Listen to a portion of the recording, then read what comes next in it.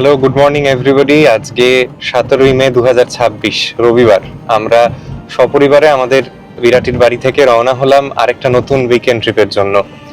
আজকে আমাদের ডেস্টিনেশন এমন একটি জায়গায় যেখানে আমি এর আগে একবার গেছি বটে, তবে সেখানে কখনো রাত্রি বাস করিনি। আমরা ঝাড়গ্রাম ছাড়িয়ে বেলপাহাড়ি অঞ্চলে গিয়ে আজকে থাকবো। আমরা যে জায়গাটিকে বেছে নিয়েছি থাকবার জন্য সেটা এখন খুব পপুলার হয়েছে রিসেন্টলি। আমাদের বাড়ি বিরাটি থেকে মোটামুটি আমরা বেলপাহাড়ি যে যাচ্ছি, আমাদের গুগল ম্যাপস দেখাচ্ছে 205-210 কিলোমিটার মতো। একটা ব্রেক দিয়ে গেলে সময় 4.5 থেকে 5 ঘন্টা নিয়ে নিতে পারে। এখন আমরা প্রথম টোল প্লাজা ক্রস করে এগোচ্ছি কোলাঘাট খড়গপুরের দিকে। আমাদের যে রুটটা গুগল ম্যাপ আজকে সাজেস্ট করছে যাওয়ার জন্য সেটা ভায়া খড়গপুর তো বটেই, এবং দুভাবে যাওয়া যায় আমাদের কলকাতার দিক থেকে। একটি তো অবশ্যই খড়গপুর, মেদিনীপুর, বিনপুর হয়ে বেলপাহাড়ি, আরেকটি হচ্ছে লোধাশুলি, ঝাড়গ্রামের জঙ্গল হয়ে যাওয়া যেতে পারে। সম্ভবত কলকাতার দিক থেকে মেদিনীপুরের যে রাস্তা সেটি কম পড়ে দূরত্ব, তো আমরা সেটাই ধরবো ভাবছি। আগের বছর যখন ঝিলিমিলি গেছিলাম আমরা কিন্তু এই রাস্তাটি নিয়েছিলাম। ঝিলিমিলি আমরা যেখানে যাচ্ছি সেখান থেকে আরো আধ ঘন্টা 40 মিনিট বাড়তি সময় লাগে আর কি।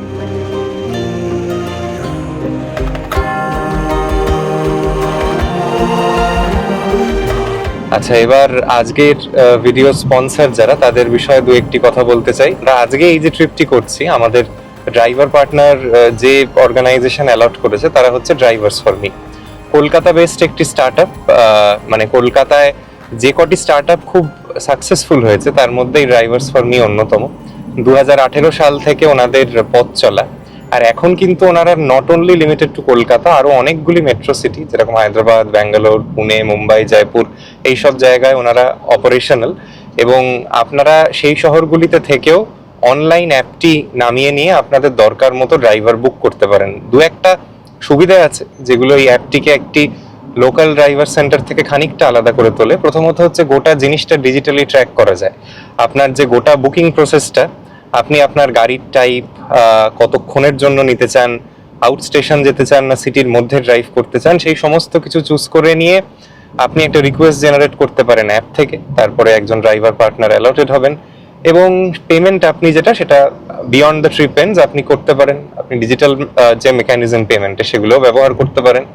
এগুলো তো সুবিধা আছেই। এরপরে ওনারা একটা ইন্স্যুরেন্স প্রোভাইড করে। ধরুন কোনো কারণে আপনার গাড়ির কোনো ক্ষতি হলো, গড ফরবিড, তো সেক্ষেত্রে 15,000 টাকা অবধি ওনারা কিন্তু আপনাকে সাপোর্ট দেবে যদি আপনার কাছে রিপেয়ারিং এর ইনভয়েসটা থাকে। এর বাদেও আরেকটা যেটা সুবিধা হচ্ছে, ওনাদের একটা ডেডিকেটেড হেল্পলাইন নাম্বার আছে। এরকম সুবিধা তো অনেকগুলি আছে। ড্রাইভার্স ফর মি অ্যাপটি এখন কারেন্টলি 4.6 রেটিং প্লে স্টোরে। আপনারা নিজেরা নামিয়ে দেখতে পারেন, পরখ করে দেখতে পারেন। আমি তো বলবো যে কোনো লোকাল ছোট সিটি ড্রাইভে যেগুলো আপনাদের নন এমার্জেন্সি রাইডস, সেখানে একবার ব্যবহার করে দেখুন। আপনাদের যদি অভিজ্ঞতা ভালো হয় তখন দূরবর্তী জায়গা অবশ্যই ভেবে দেখতে পারেন। সব থেকে সুবিধার ইউজ কেস কোনগুলো, সেরকম হচ্ছে ধরুন আপনি এয়ারপোর্ট ড্রপ নিতে চান, স্টেশন পিক আপ ড্রপ, কোনো ডাক্তার দেখানো বা বাচ্চাদের স্কুলে ছাড়া, এইগুলো করতে পারেন। এটা একটা সুবিধা। যারা মাসিক ড্রাইভার রাখেন না বা যাদের নিজের গাড়ি চালানোর দক্ষতা নেই, সব থেকে বড় কথা, নিজে চালাতে পারলে তো সব থেকে ভালো, এর থেকে ভালো তো কোনো ইউজ কেস হয় না। বাট যারা কোনো কারণে সেটাই স্বাচ্ছন্দ্য বোধ করেন না, তারা অবশ্যই ড্রাইভার্স ফর মি কে কনসিডার করে দেখতে পারেন।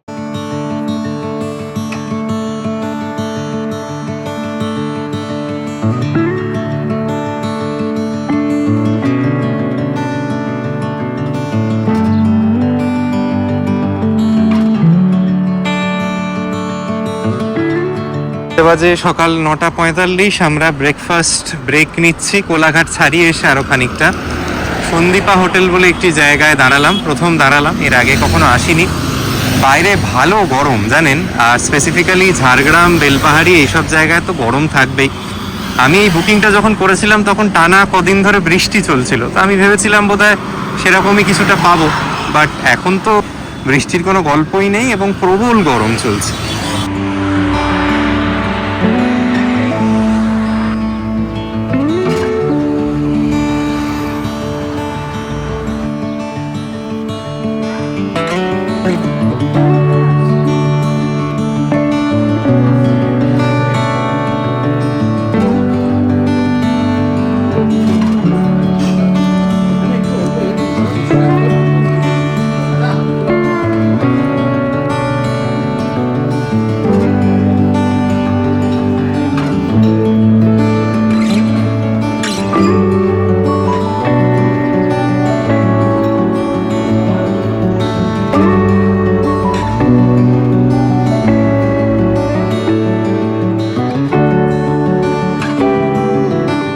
সন্দীপা হোটেলে মা কি বলো, খাবার খুব ভালো ছিল না?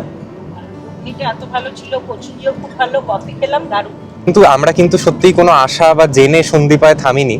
তবে আপনাদের বলবো আসতে পারেন, যারা কোলাঘাটটা ছেড়ে, ভিড়ভাট্টা ছেড়ে একটু চুপচাপ জায়গায়, নিরিবিলি জায়গায় গাড়ি পার্ক করে খেতে চান, তাদের সন্দীপা ভালো লাগার কথা। খাবারের দামও সাধ্যের মধ্যে। আমাদের এখনো বেলপাহাড়ি পৌঁছতে সময় নেবে প্রায় ঘন্টা তিনেক, মানে আন্দাজ বলে 1:30 থেকে 2 নাগাদ পৌঁছবো আমরা। আর 130 কিলোমিটার থেকে 135 কিলোমিটার কোলাঘাট থেকেও। বেলপাহাড়ি এবং ঝাড়গ্রাম কেন্দ্রিক কিন্তু অনেকগুলি সাইট সিইং পয়েন্ট আছে, যেগুলো সবাই গিয়ে দেখে থাকে। তার মধ্যে ঢাঙ্গি কুসুম আছে, কিছু লেক আছে, ব্যারেজ আছে। তো আমরা যদি 2 দিন থাকতাম, তাহলে দ্বিতীয় দিনটিকে ব্যবহার করা যেত সাইট সিইং এর পারপাসে। কারণ আজকে আমরা যে সময় পৌঁছবো, তারপর লাঞ্চ করে নেওয়ার পর আর বিশেষ একটা কিন্তু কোনো সময় থাকবে না। আর এমনি গরমের তো একটা প্রবলেম আছেই। তো আমার এটুকুই সাজেশন থাকবে, যারা বেলপাহাড়ি ঝাড়গ্রাম প্ল্যান করছেন, এটা খুব ভালো হয় যদি প্রথম দিনটা ঝাড়গ্রামে থাকতে পারে। তাহলে প্রথম দিনে যাওয়ার সময় সময়টা একটু কম নষ্ট হয়, এবং দ্বিতীয় দিন ঝাড়গ্রাম থেকে বেলপাহাড়ি যাওয়ার সময় সাইট সিইং এর পয়েন্টগুলোকে দেখে নিয়ে বেলপাহাড়ি রিসোর্টে ঢুকুন। এটা আমার মনে হয় সব থেকে আইডিয়াল প্ল্যান। সেক্ষেত্রে শনিতে বেরিয়ে আপনাদের সময় ফিরতে হবে। ট্রাভেল গাইড যখন বানাচ্ছি তখন ট্রেনের কথা বলবো না, এটা হতেই পারে না। হাওড়া থেকে সকালে 2টো ট্রেন ছাড়ে ঝাড়গ্রামের উদ্দেশ্যে। আপনারা 2 ঘন্টা 10 মিনিটের মধ্যে হাওড়া থেকে ঝাড়গ্রাম খুব অনায়াসে পৌঁছে যেতে পারেন। বিশ্বাস করুন, গাড়ির জার্নির থেকে অনেক কমফোর্টেবল যদি ট্রেনগুলো লেট না করে।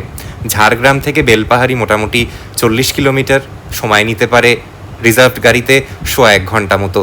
দরদাম করলে স্টেশনের বাইরে থেকেই 1,500 টাকার মধ্যে গাড়ি পেয়ে যাবেন। সেক্ষেত্রে অনেকটা সাশ্রয় হবে। যারা আমাদের মতো গাড়ি নিয়ে যাচ্ছেন, হয়তো সেলফ ড্রাইভও করছেন, রাস্তা গোটা রুটটাতেই ভালো পেয়েছি, কোথাও কোনো অসুবিধা হওয়ার কথা নয়। তবে আবারও বলছি, ট্রেনের টিকিট যদি পান, অবশ্যই ট্রেনটিকে প্রেফারেন্স দিন, কারণ অনেক আরামে পৌঁছতে পারবেন।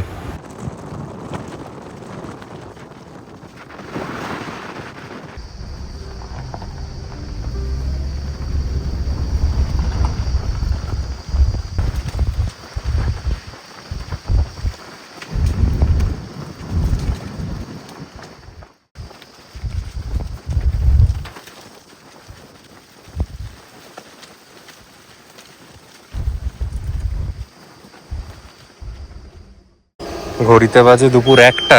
4.5 ঘন্টার রোড ট্রিপ শেষে আমরা এসে পৌঁছলাম লালমাটির দেশে।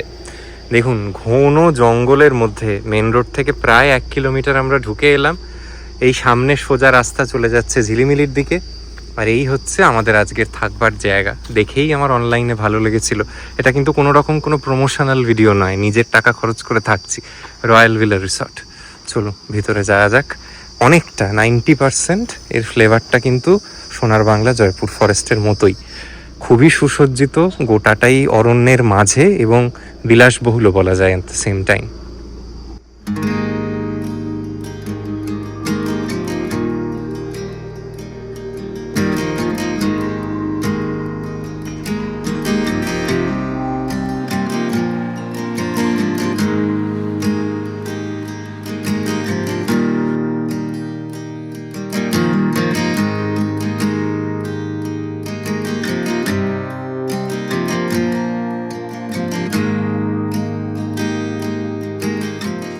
রিসেপশন থেকে বেরিয়ে এসেই এই জায়গাটা, বারবারই বলছি না, সোনার বাংলা জয়পুর ফরেস্টের কথা মনে পড়ছে।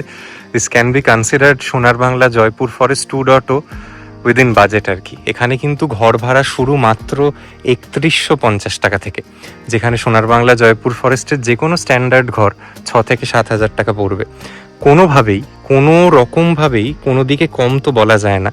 দেখুন, এখানেও খুব সুন্দর সিট আউট এরিয়া। এই দিকটা দেখছি চিলড্রেন্স পার্ক। ওনাদের রিসেপশনের যে গোটা চত্বরটাই, সেটাই কি অ্যাস্থেটিক্যালি ডেকোরেটেড। দেখুন, বাঁদিকে ওনাদের ডাইনিং হল, খুব খুব সুন্দরভাবে বানানো একটি প্রপার্টি। আমি জানি না রুমের মান কিরম হবে, সেটা অবশ্যই ঘুরে দেখতে হবে, বাট ফার্স্ট ইমপ্রেশনটাই কিন্তু খুব ভালো। এবং এই গরমের মধ্যে এসছি, বাইরে এখন 37-38 ডিগ্রি টেম্পারেচার, যেহেতু এতটা ফরেস্ট কাভার না আশেপাশে, সত্যি কথা বলতে সেভাবে গরম এবং সেভাবে গরমটা অনুভব হচ্ছে না। এবং স্পেসিফিক্যালি যারা বর্ষায় আসবেন, যে লোকটায় আমি পা দিয়েছিলাম, এখন তো সেভাবে বর্ষার সময় নয়, অগাস্টের সময় যারা আসবেন হয়তো, তারা এই জায়গাটাকে একটা অন্য ফ্লেভারে পাবেন।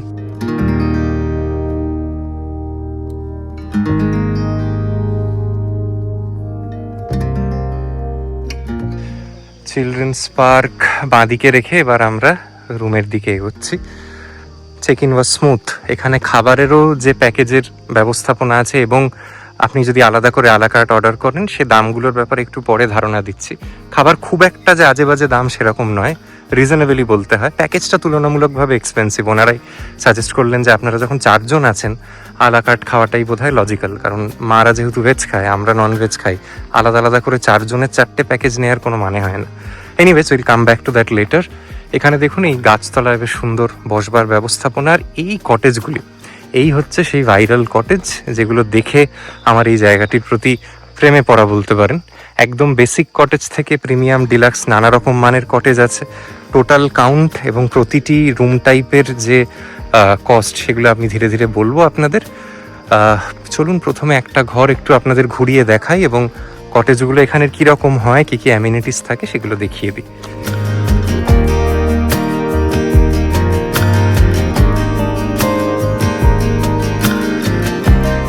আচ্ছা, আমরা 2 রকম কটেজ পেয়েছি। আসলে সব রকম রুম তো অ্যাভেলেবেল ছিল না। এটা হচ্ছে সব থেকে বেসিক স্ট্যান্ডার্ড কটেজ। এটার ভাড়া হচ্ছে 3150 টাকা যদি ওনাদের থেকে সরাসরি বুক করেন। বাবাকে বলবো একটু কাঁচটা খুলে এই রুমটা এন্ট্রি পথটা দেখাতে। এই কটেজগুলোর প্রায় 2 থেকে 3টে দেয়াল কিন্তু এরকম কাঁচের, যেটার জন্য না ঘর, প্রথম কথা প্রচুর আলো ঢুকছে এবং দেখতেও খুব সুন্দর লাগছে ঘরটাকে। রুমগুলো ছোট, আগেই বলে দিচ্ছি, এমন নয় যে প্রচুর জায়গা আছে। ঢুকে বাঁদিকে একটা সোফা কাম বেড আছে, যেটাকে ব্যবহার করলে একজন তৃতীয় ব্যক্তি থাকতেই পারেন। এখানে একটা টেবিল আছে এবং এই যে কাঁচের এনক্লোজারটা, এটার বাইরে তাকালেই কিন্তু আপনারা এরকম সুন্দর একটা ফরেস্টের ভিউ পাবেন। পরিষ্কার পরিচ্ছন্ন রেখেছেন ঘরগুলিকে। এদিকে একটা বেড আছে, কুইন সাইজের বেড। এতে 3 জন বড় মানুষ কখনোই হবে না, 2 জনের জন্যই ঠিক আছে। এসি আছে, ফ্যান তো আছেই। ঘরটা এমনি এরকম সাদা কালার দিয়ে মানে রং করা, এমনি বেশ পরিষ্কার পরিচ্ছন্ন। কিছু পেন্টিংস আছে। বাঁদিকে এরকম আয়না, সাজবার জায়গা। আর এখানে ওনারা কিট দিয়েছেন। কিটের মধ্যে ওই ব্রাশ দেখছি, চিরুন দেখছি, শ্যাম্পু, শাওয়ার জেল এগুলো আছে। এদিকে একটা ওয়ার্ড্রব আপনাদের টুকটাক জিনিস রাখবার মতো। এবং যে জিনিসটাকে সত্যি ভালো বলতে হয় সেটা হচ্ছে ওয়াশরুমটা। ওয়াশরুমটা কিন্তু মানে ঘরের তুলনায় বেশ বড়। গিজার, ওয়াশ বেসিন সমস্ত কিছু আছে, ওয়েস্টার্ন টয়লেট আছে এবং একেবারেই নিট অ্যান্ড ক্লিন।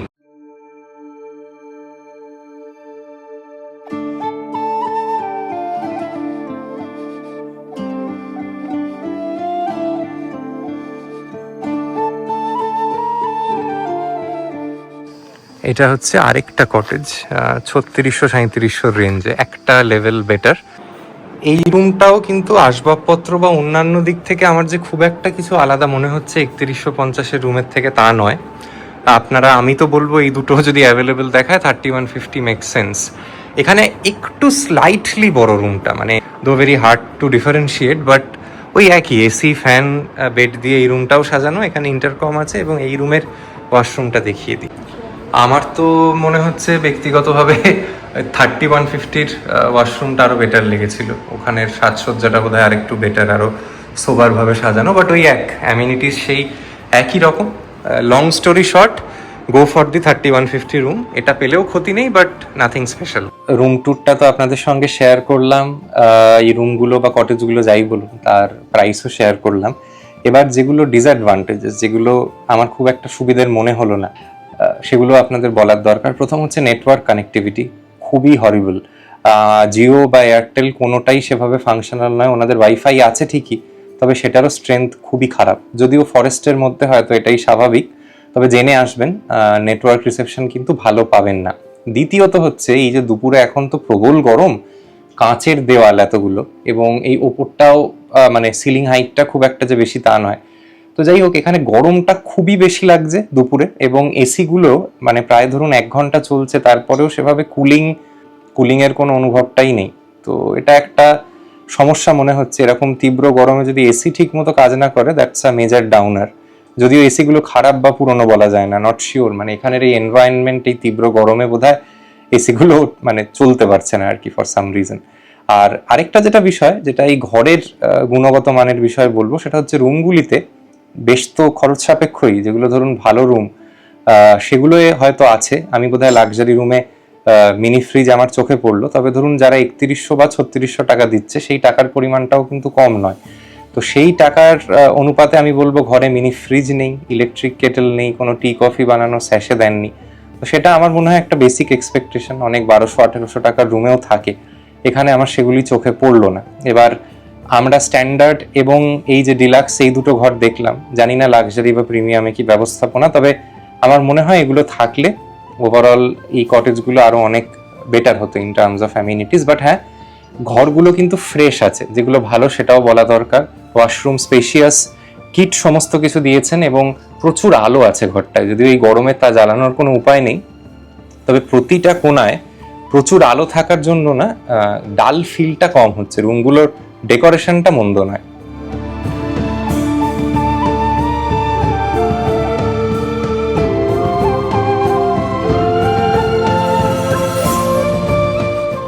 এখানে এরকম কটেজ প্যাটার্নের ঘর টোটাল 11টা আছে। আমরা একদম 3150-এর একটি ঘর নিয়েছি, আর একটি 3650-এর। এরপরে আরেকটি স্ট্যান্ডার্ড আছে অ্যারাউন্ড 4200, আর একটা আছে 5100, যেগুলো প্রিমিয়াম এবং লাক্সারিতে পড়বে। ঘরগুলো ছোট, যাদের একটু বড় ঘর প্রয়োজন তারা লাক্সারি রুমগুলো নিতে পারেন। তবে ঘরের যা মান দেখলাম তাতে আলাদা করে আপনার কি বলবো আর কি, 3600 এবং 3100-এর মধ্যে বিরাট কিছু তফাৎ চোখে পড়লো না। যদি স্ট্যান্ডার্ড রুমগুলো পান, মানে যেটা এখন ঘুরিয়ে দেখালাম 3150-র, সেটাই গুড এনাফ। আর এখানে খাবারের রেট একটু বলে দিই, দুটো জিনিস করতে পারেন। একটা হচ্ছে পার পার্সন পার ডে 1050 টাকা প্যাকেজ আছে, আপনি যে রুমের ট্যারিফ দিচ্ছেন তার মধ্যে এমনি ব্রেকফাস্টটা ইনক্লুডেড, তার বাদে আপনি লাঞ্চ, ইভিনিং স্ন্যাক্স এবং ডিনার নিয়ে ফুড প্যাকেজেস নিতে পারেন। ওই টাকাটার মধ্যে কিছু সেট মিল আছে। মূলত জিনিসগুলো বলে দিই, ভাত, তরকারি, চাটনি, পাঁপড়ের বাদে দুপুরে আপনারা মাছ পাবেন, বিকেলে ফ্রেঞ্চ ফ্রাই, চিকেন পাকোড়া থাকে, আর রাত্রিবেলা চিকেন রুটি থাকে, এই রকম হিসেব আর কি। তো আমার 1050টা একটু ওভার প্রাইসডই মনে হয়েছে এই মেনুর অনুযায়ী। 600-800 টাকা হলে ভেবে দেখতাম। আমরা যেরকম দুপুরে নিজেদের মতো নিজেরা খাবার অর্ডার করে নিয়েছি, বিকেলেও তাই করব। তো তাতে আমার মনে হয় খানিকটা হলেও সাশ্রয় হবে, কারণ যেটা আমি রিয়েলাইজ করেছি সেটা হচ্ছে যে এখানে ওই আর কি, মানে খাবারের রেটগুলো ঠিকঠাক, মানে নাইদার টু এক্সরবিটেন্টলি হাই নর ভেরি লো, মানে একটা অ্যাফোর্ডেবল জায়গায় আছে। তো এই হচ্ছে গল্প। আপনারা স্ট্যান্ডার্ড, প্রিমিয়াম, ডিলাক্স, লাক্সারি যে কোনো রুমই নিতে পারেন। ওই মোটামুটি ধরে চলবেন 3100 টু 5100-এর মধ্যে আপনাদের রুমের খরচ পড়বে। ড্রাইভার্স অ্যাকোমোডেশন আছে, পার ডে ডরমিটারিতে ড্রাইভারের থাকার খরচ হচ্ছে 500 টাকা। এবার লাঞ্চ করতে যাওয়ার পালা, আপনারা চাইলে রুমেও খাবার নিয়ে নিতে পারেন। আমরা যাচ্ছি ওনাদের রেস্তোরাঁয় লাঞ্চ করতে। আমাদের আজকে দুপুরবেলা বিভিন্ন রকম জিনিস অর্ডার দেওয়া আছে, ভাত, ডাল, আলু ভাজা, আলু পোস্ত, আমি পমফ্রেট মাছ নিয়েছি, চাটনি, পাঁপড়, মিষ্টি দই, চাটনি, পাঁপড়, দই সবই পাবেন। আপনাদের যেটা ইচ্ছে সেটা অর্ডার করতে পারেন। মিষ্টিও পাবেন, এমনকি রসগোল্লাও এখানে বিক্রি হচ্ছে শুনলাম। খাবারের অনেক রকমই অপশন, তবে যারা ড্রাইভার নিয়ে আসছেন, ড্রাইভারদের খাবারের এখানে কিন্তু নিয়ার বাই কোনো জায়গা নেই। ড্রাইভারদের খাবার জায়গা মোটামুটি গাড়িতে বোধহয় 8-10 মিনিট দূরে। তো সেটাও মাথায় রাখবেন। ড্রাইভারদের থাকা খাওয়া নিয়ে কিন্তু এখানে দৈনিক আমার যা আন্দাজ 1000 খানেক টাকা পড়ে যেতে পারে। সেটাও একটা হিসেব। ফর্চুনেটলি ডরমিটরিটা আছে, উইচ ইজ সেভিং গ্রেস। বাইরে থাকতে গেলে খরচটা আরো বেশি পড়ে যেত। তবে একটা জিনিসের ব্যাপারে কিন্তু আমি আপনাদের আগেই খানিকটা সাবধান করে দিতে চাই, সেটা হচ্ছে বেলপাহাড়ি বা এই ঝাড়গ্রাম এরিয়ায় গরম কিন্তু এপ্রিল, মে মাস এবং জুনেরও খানিকটা সময় তীব্র পাবেন আপনারা, তাই সেই সময়টা না যাওয়াই ভালো।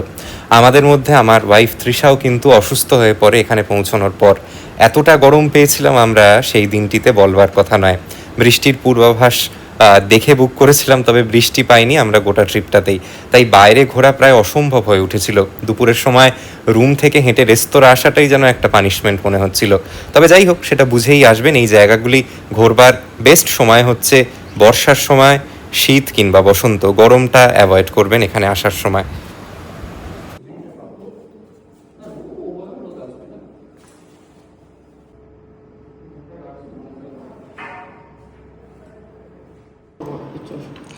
লাঞ্চ আমাদের এসে গেছে। লাঞ্চে বিভিন্ন রকম পদ, ভাত, এটা হচ্ছে পমফ্রেট এই একটা পোর্শনে 1 পিসই আছে। এদিকে আছে ডাল, আলু পোস্ত, আলু ভাজা, সাদা ভাত। চাটনি পাঁপড়টা দিয়ে দিও না।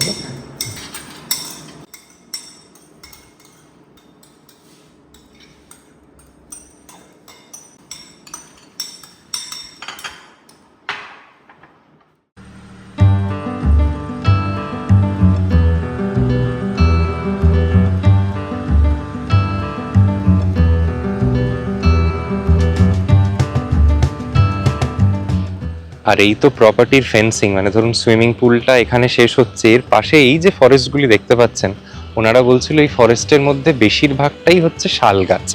সুইমিং পুলটাও কিন্তু বেশ ভালোভাবে মেনটেন্ড, একটা কিড সেকশন আছে, একটা অ্যাডাল্ট সেকশন আছে, সুইমিং পুলের ধারে এরকম সুন্দর বসবার ব্যবস্থা আছে। তো আপনার সব মিলিয়ে রিসোর্টের যে একটা ওভারঅল লুক বা গেট আপ, সেটা আপিল করবে। But they have a lot to improve. মানে এখন তো সবে ওনাদেরও শুরু হচ্ছে, আশা করি সময়ের সাথে সাথে ওনারা যে ফিডব্যাক পাবেন সেগুলির ওপর কাজ করবেন। মানে over time, maybe after an year or so, this will like feel a lot more better.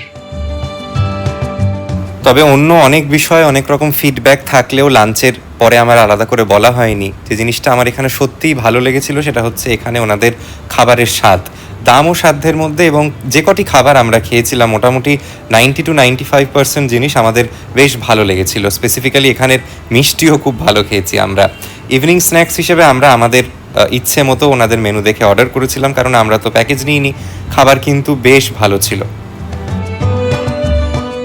বিকেলবেলাটাও কিন্তু এখানে খুব একটা মন্দ লাগে না, আলোর কাজ এখানে বেশ ছিমছাম। স্পেসিফিক্যালি পুল এরিয়াটা খুব সুন্দরভাবে সাজানো। যেহেতু গোটাটাই ফরেস্টে ঘেরা একটা এরিয়া, আপনি চাইলেও কম্পাউন্ডের বাইরে বেরিয়ে খুব একটা কিছু করবার সুযোগ নেই। তাই এটাও সাজেস্ট করব যে যেরকম গরমের সময় যাবেন না, সেরকমই চেষ্টা করবেন একটি বড় গ্রুপ নিয়ে যেতে, তাহলে বোর্ডডামটা কম ফিল হবে। বিকেলে একসঙ্গে গল্প করে বা ঘুরে ফিরে আড্ডা দিয়ে কিন্তু সময় কাটাতে পারবেন।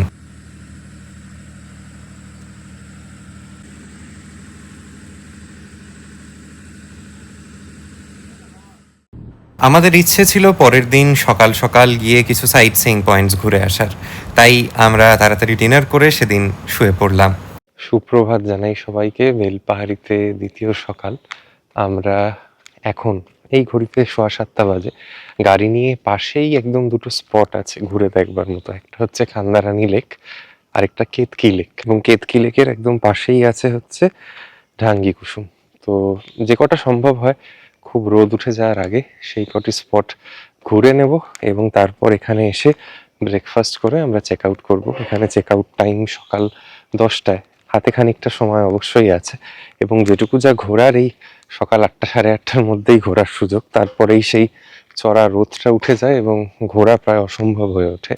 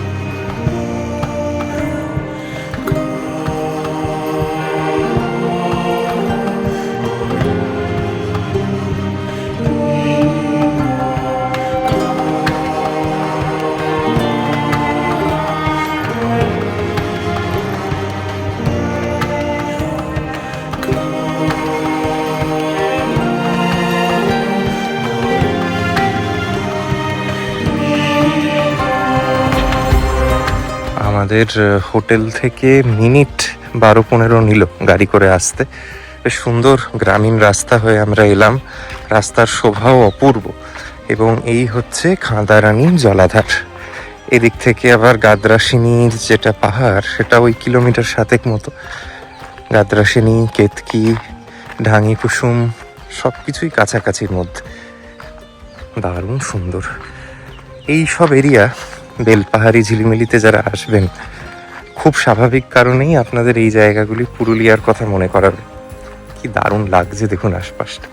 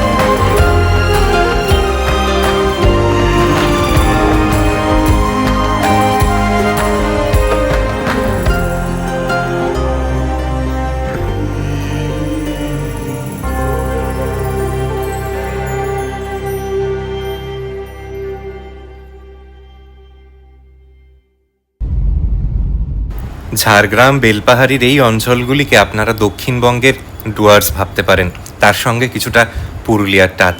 আমরা এরকম তীব্র গরমে ঘুরেছিলাম বলে কতটা বোঝাতে পারলাম জানি না, তবে আশপাশের ল্যান্ডস্কেপগুলো ভীষণ ভীষণ রকম ফ্যাসিনেটিং। সেদিনকে আমরা সেকেন্ড পয়েন্ট হিসেবে কেতকি লেকে গেছিলাম। কেতকি লেকটা দেখে আপনাদের অনেকটা পুরুলিয়ার অনেক লেকের কথা মনে করাবে।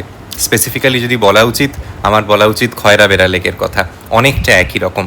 আমার তো দারুণ লেগেছিল। নিজের গাড়ি থাকলে খুব স্বাচ্ছন্দ্যে 1 ঘন্টা কিন্তু রিসোর্টের আশপাশটা আপনারা সকালে বেরিয়ে রোদ ওঠার আগে ঘুরে দেখেই আসতে পারেন। আর যারা বর্ষায় যাবেন, এত সুন্দর কিছু ছবি পাবেন, আপনাদের মন ভালো হয়ে যাবে। যারা ছবি তুলতে ভালোবাসেন নিজেদের বা প্রকৃতির, তাদের জন্য এই ল্যান্ডস্কেপগুলো কিন্তু একেবারেই মাইন্ড ব্লোয়িং। অন্যান্য বড় হোটেলগুলির মতো এখানে কিন্তু ব্রেকফাস্ট অতটা ইল্যাবোরেট আমরা পাইনি, কম্পেয়ারিং টু লেটস সে দি সোনার বাংলা গ্রুপ। এখানে ওই ব্রেড বাটার, একটা কলা দিয়ে একটা অপশন ছিল, আর একটা জায়গায় লুচি তরকারি এইটা ছিল, তার সঙ্গে চা কফি পাবেন আপনারা যেরকম ইচ্ছে। ঠিকঠাক ব্রেকফাস্ট ছিল, খাবারের স্বাদ আবারও বলছি ভালো, বাট অপশনস ভীষণ ভীষণ লিমিটেড। তো আজকে আমাদের এখান থেকে ফিরে যাওয়া। এই জায়গাগুলো, যে এই উইকেন্ড রিসোর্টগুলো পার্টিকুলারলি আপনারা উইন্টারে এলে বেশি মজা করতে পারবেন অবশ্যই। আর ঝাড়গ্রাম বা বেলপাহাড়ির এইদিকে এমনিও গরম অনেক বেশি। তো আমরা যে এক রাত্রি ছিলাম সেখানে খাওয়া দাওয়া সত্যি ভীষণ ভালো, প্রতিটা খাবারের টেস্ট আমরা খুব ভালো পেয়েছি, ব্রেকফাস্টও খুব ভালো ছিল, সেটা নিয়ে কোনো কমপ্লেন নেই। আপনি যদি এই উইকেন্ড রিসোর্টটাকে কম্পেয়ার করেন উইথ সোনার বাংলা, জয়পুর ফরেস্ট বা অযোধ্যা পাহাড়ের যে সোনার বাংলা রয়েছে এবং বাদবাকি যে সোনার বাংলার প্রপার্টিগুলো রয়েছে সেটার সাথে, তাহলে কিন্তু এখানে খরচ অনেকটাই কম কম্পারেটিভলি। এছাড়া খাওয়া দাওয়ার খরচ বা থাকার খরচ দুটোর কথাই বলছি, দুটোই বেশ কম। তবে হ্যাঁ, ওই একটাই নেগেটিভ, যে এখানে আসার একমাত্র বেস্ট সিজন যেটা বললাম আপনাদের উইন্টার। আর তাছাড়াও একদম ভালো বর্ষার সময় আসলে ফরেস্টের বিউটিটা আরও ভালো বোঝা যাবে, যেহেতু চারিদিক গাছে ঢাকা, সবুজে ঘেরা। তো সেক্ষেত্রে বর্ষাকালে আসলে আরও বেশি এনজয় করতে পারবেন।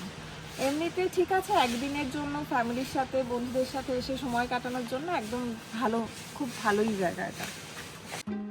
এই ছিল আমাদের ছোট্ট একদিনের বেলপাহাড়ি উইকেন্ড ট্রিপের অভিজ্ঞতা, যা শেয়ার করলাম আপনাদের সঙ্গে। এই রিসোর্টটিকে যে স্টেটে আমরা দেখলাম তাতে 10-এর মধ্যে 7 থেকে 7.5 নম্বর দেব। আশা করি ভবিষ্যতের দিনে আমরা যে জিনিসগুলি নেগেটিভ পেয়েছি সেগুলো ওনারা শুধরে নেবেন এবং আগামী দিনে আপনারা যারা যাবেন আপনাদের এক্সপিরিয়েন্স আরও ভালো হবে। আজকের আমার এই ছোট্ট কাজ দেখে যদি ভালো লেগে থাকে তাহলে অবশ্যই কিন্তু আমার এই চ্যানেলটি সাবস্ক্রাইব করতে ভুলবেন না, এবং অবশ্যই যদি আজকের ভিডিওটি ভালো লেগে থাকে একটা লাইক দিয়ে যাবেন। আজকে এখানেই শেষ করলাম। আপনারা সবাই খুব ভালো থাকবেন। আসছি নতুন কোনো ঘোরার গল্প নিয়ে খুব শীঘ্রই আমার এই চ্যানেলে।